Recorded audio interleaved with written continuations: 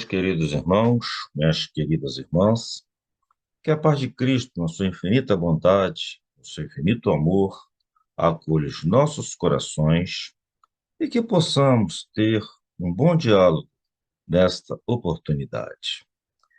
Eu me chamo Roselito e hoje nós veremos o valor da religião. Vamos ao nosso texto? Hilário, que recebia surpreso semelhantes informes, perguntou curioso: o que ocorre, porém, quando os encarnados não prestam atenção aos ensinamentos ouvidos? Sem dúvida, responde ele, passam pelos santuários da fé na condição de urnas cerradas, impermeáveis ao bom aviso, continuam inacessíveis à mudança necessária. Mas este mesmo fenômeno se repete nas igrejas de outras confissões religiosas? E aqui cabe uma observação importante. O nosso irmão assistente, ele não fala apenas da doutrina espírita, ele coloca aqui, nesse aspecto de estudo, neste exame, todas as religiões, sem dar mais importância a essa ou aquela. Coloca todas na mesma função, todas na mesma importância. Mas este mesmo fenômeno se repete nas igrejas de outras confissões religiosas? Sim, a palavra desempenha significativo papel nas construções do espírito. Sermões e conferências de sacerdotes e doutrinadores em variados setores da fé, sempre que inspirados no infinito bem, guardam o objetivo da elevação moral. Então, não importa qual seja a religião. Se o sermão, se o culto, se a doutrinação, se a palestra, se o estudo, se o simpósio estiver coligado a Cristo, se ele estiver endereçado ao infinito bem, e estiver no propósito do infinito bem, eles guardam o objetivo de elevação moral independente desta ou daquela denominação. O assistente meditou um instante e acrescentou: entre os homens, porém, se não é fácil cultivar a vida digna, é muito difícil habilitar-se a criatura à morte libertadora. A gente esquece que nós estamos num planeta que é ao mesmo tempo um hospital, uma escola, uma universidade, onde se forja caráter, onde se forja sentimento. E a gente, esquecido disso, a gente tende a levar a nossa vida como se tudo começasse aqui na Terra, como se tudo se encerrasse aqui na Terra. E, na verdade, o plano terrestre é apenas uma estação na qual a gente se habilita para a vida eterna, na qual a gente se habilita para a vida é, espiritual. É claro que, estando num planeta igual a este, vamos ter aqui muitas coisas materiais, muitos valores materiais, muitos sentimentos que se desenvolvem em torno das coisas materiais. E a gente não pode esquecer que as coisas materiais têm a sua importância, têm o seu fundamento, têm o seu valor, mas elas não são o fim em si, elas não são o objetivo da nossa encarnação, não são o objetivo do fato de nós estarmos aqui na Terra. Esses valores materiais, eles existem justamente para dar à nossa condição de evolução, para emprestar à nossa oportunidade de elevação os valores espirituais que nós devemos forjar a partir dessas circunstâncias, a partir dessas situações, a partir desses valores materiais no qual nós estamos encerrados. É nesse caráter que a riqueza ou a pobreza vai forjar para nós a circunstância ideal para que a gente desenvolva este ou aquele aspecto da vida espiritual, ainda aqui na Terra, ainda aqui encarnado. A riqueza não existe só para suprir o conforto para algumas pessoas, assim como a pobreza não existe apenas para castigar algumas pessoas.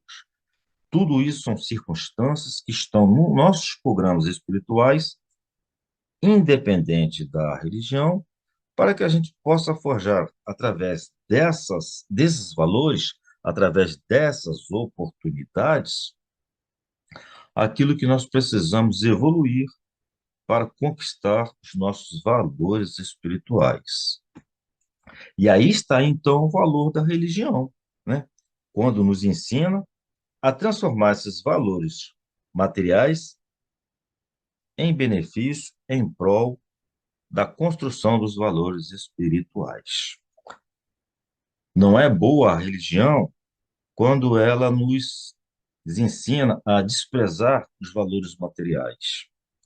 Como também não é boa a religião que nos ensina a querer apenas, mesmo dentro da religião, os valores materiais.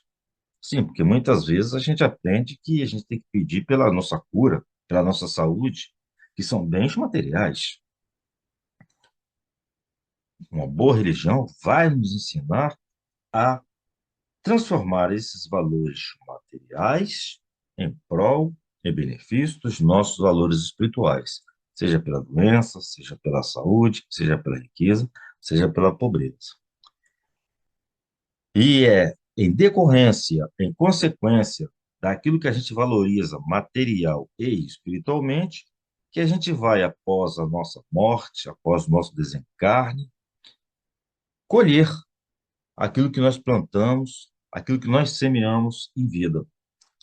Então, dos valores materiais exacerbados, levados em extrema importância, acabam nos escravizando espiritualmente. E quando a gente consegue equilibrar o valor desses bens materiais, desses sentimentos materiais, com os valores espirituais, a gente alcança um nível espiritual mais confortável, mais feliz, mais espiritualizado, mas coerente com a nossa verdadeira dignidade espiritual. Vamos prosseguir. Comumente, desencarna a alma sem que se lhe desagarre os pensamentos enovelados em situações, pessoas e coisas da terra. A gente transpõe o portal da morte, deixa de ser carne, deixa de ser matéria, mas, infelizmente, ainda continua agarrado às situações, às coisas da terra, às pessoas da terra. A mente, por isso, continua encarcerada nos interesses quase sempre inferiores do mundo, cristalizada e enfermiça em paisagens inquietantes criadas por elas mesmas. Daí o valor do culto religioso respeitável, formando ambiente propício à ascensão espiritual, com indiscutíveis vantagens, não só para os espíritos encarnados que a ele assistem, com sinceridade e fervor, mas também para os desencarnados, que aspiram à própria transformação. Então, quando a gente consegue evoluir, quando a gente consegue equilibrar esses valores materiais em prol dos valores espirituais, quando a gente consegue receber a influência positiva da religião nesse sentido, não é só a gente que é beneficiado, não. Aquelas pessoas que estão encarnadas conosco, que dividem conosco esse mesmo espaço, também evoluem conosco. E os espíritos desencarnados que estão à nossa volta também são influenciados por essa transformação. Então, vejo que a evolução ela não é individual, mas coletiva, ainda que pelo exemplo, ainda que pela transformação de uma só pessoa, mas ela acaba se transformando em coletivo, porque a evolução é sempre em equipe, seja ela encarnada ou desencarnada. Todos os santuários, em seus atos públicos, estão repletos de almas necessitadas que a eles comparecem, sem um veículo denso, sequiosas de reconforto. É um engano pensar que só os encarnados frequentam as igrejas, frequentam os centros espíritas, frequentam os cultos. Não, não é só os encarnados que vão. Os desencarnados também têm as mesmas necessidades de Cristo, têm a mesma necessidade de Deus, e eles procuram nesses recintos, quando a palavra é boa, quando a palavra é de amor, de sentimento de paz, eles também procuram nesses recintos se encontrar com Deus. Então, no ambiente de religião, quando a religião é voltada para o seu aspecto positivo de ligar a criatura a Deus, nesses ambientes também se socorrem os desencarnados, independente da religião. Os expositores da boa palavra podem ser comparados a técnicos eletricistas, desligando tomadas mentais através dos princípios libertadores que distribuem na esfera do pensamento. Então, a finalidade, a função de cada um que usa da palavra em nome da religião é exatamente essa: aproximar a criatura do seu Criador, através do desligamento daquelas tomadas mentais que prendem o, o ser à matéria. Não que vá levar desencarnado, mas aqueles valores exacerbados, aqueles valores é, es- elevados exponencialmente a um caráter, a uma importância que eles não possuem. Então, a obrigação, o valor da religião é desligar essa tomada. A matéria tem a sua importância, mas a importância dela só se torna grande quando ela nos serve de degrau de amparo para o mundo espiritual. O assistente sorriu bem-humorado e prosseguiu. Em razão disso, as entidades vampirizantes operam contra eles, muitas vezes contra os sacerdotes.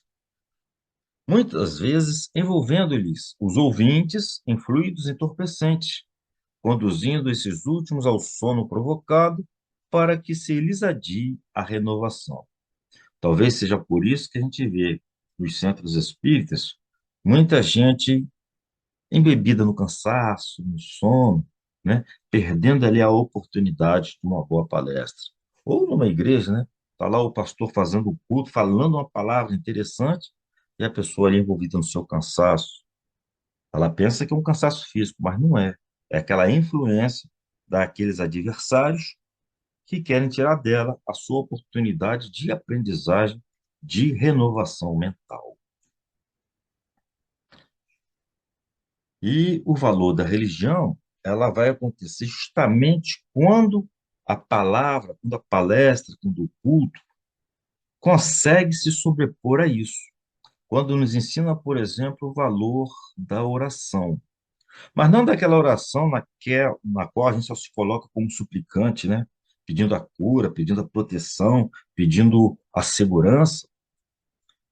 Não, não é nessa situação, porque quando a gente ora com fervor, quando a gente ora com amor, naturalmente estaremos protegidos, naturalmente estaremos seguros, seremos protegidos pela espiritualidade.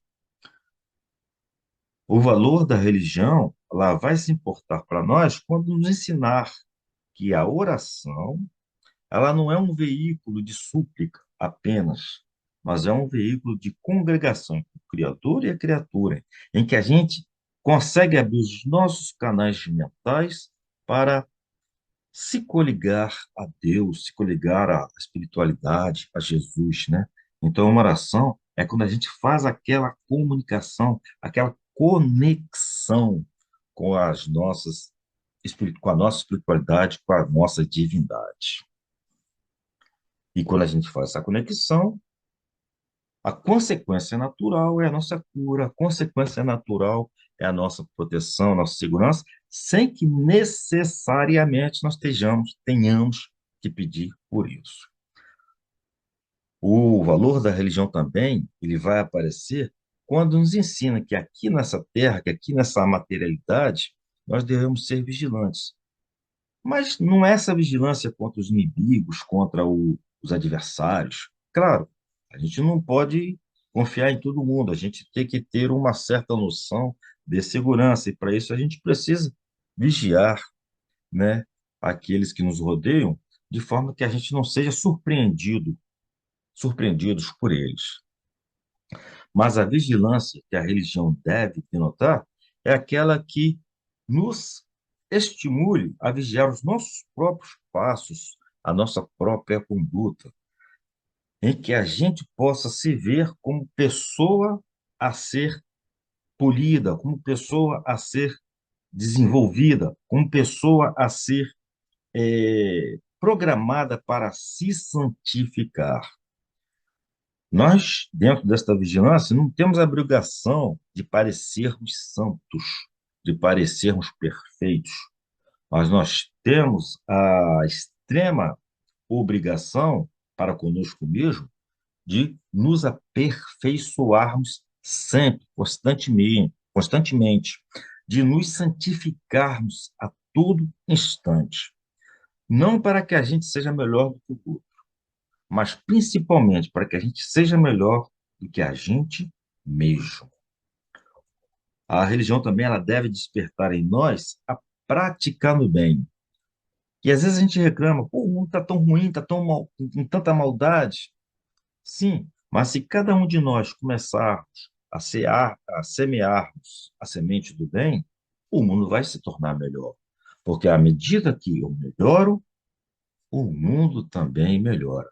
E à medida que eu começo a praticar o bem, essa prática do bem contamina, ela contagia e começa a agregar outras pessoas a praticarem bem. E aí a gente vai verificar que o mundo não é tão ruim assim. Existem pessoas ruins, existem pessoas invigilantes, mas a grande maioria está voltada para o bem. O problema é que a gente não presta tanta atenção assim no bem. O mal, ele nos chama mais atenção. Então a religião, ela se valoriza, ela se fortifica quando ela nos estimula a prática do bem. E por fim, a religião também desponta quando ela nos ajuda a rever as nossas condutas, né? É o que na doutrina espírita chamamos de reforma íntima. Não é o padre me corrigir, não é o presidente da casa espírita chamar a minha atenção. É eu, dentro dos ensinamentos, dentro das filosofias que se pratica, que se estuda, que se aprende nas religiões, é eu me corrigir, é eu me vigiar, eu buscar transformar as minhas más condutas em boas condutas, a fim de transformar os valores materiais, os sentimentos materiais, nos sentimentos espirituais.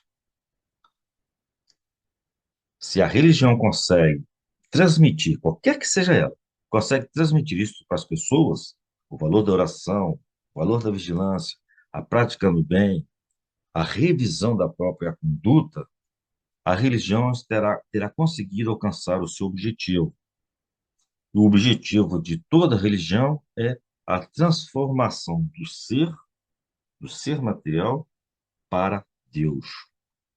Então, nós não estamos aqui eternamente para gozar as benesses, né? E achar que nós somos os mais importantes. Não. Nós estamos aqui para nos tornarmos importantes para Deus. À medida em que a gente evolui, à medida em que a gente se regenera, à medida em que a gente se transforma para o bem. Mas E o que tudo isso tem a ver com a mediunidade? Nos lembra Emmanuel. O mundo está cheio de enganos dos homens abomináveis que invadiram os domínios da política, da ciência, da religião e ergueram criações chocantes para os espíritos menos avisados.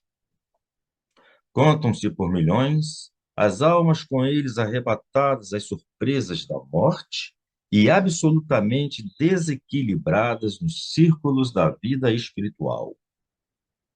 Do cume falso de suas noções individualistas, precipitam-se em despenhadeiros apavorantes, onde perdem a firmeza e a luz. Semelhante benemerência, contudo, não poderá atingir os aprendizes que conhecem de antemão a verdade. O aluno do Evangelho somente se alimentará de equívocos deploráveis se quiser. Rodopiará por isso mesmo no torvelinho das sombras se nele cair voluntariamente no capítulo da preferência individual. Lembremos, mas o discípulo de Jesus, bafejado pelos benefícios do céu todos os dias, que se rodeia de esclarecimentos e consolações, luzes e bênçãos, esse deve saber de antemão quando lhe compete realizar em serviço e vigilância, e caso aceite as ilusões dos homens abomináveis, agirá sob a responsabilidade que lhe é própria, entrando na partilha das aflitivas realidades que o aguardam nos planos inferiores. Meus queridos irmãos, minhas queridas irmãs, hoje ficamos por aqui. Se gostaram do nosso trabalho, agradeçam a Jesus, agradeçam a espiritualidade e, se houver possibilidade, considerem nos incluir em suas orações. Lembrando que a interação de vocês para conosco é muito importante. Por isso, se gostaram do trabalho, se puder, compartilhe, chame mais pessoas para assistir. E se houver alguma coisa a ser corrigida, por favor, entre em contato conosco pelos canais oferecidos pela Casa Espírita, a fim de que possamos aprimorar esse nosso trabalho. Que o Cristo permaneça conosco em nossos corações, que as nossas mentes possam se abrir cada vez mais para um mundo espiritual superior e que tenhamos todos os dias a esperança e a expectativa de nos encontrarmos mais uma vez para aprendermos um pouco mais. Permaneçamos com Cristo e até o próximo encontro.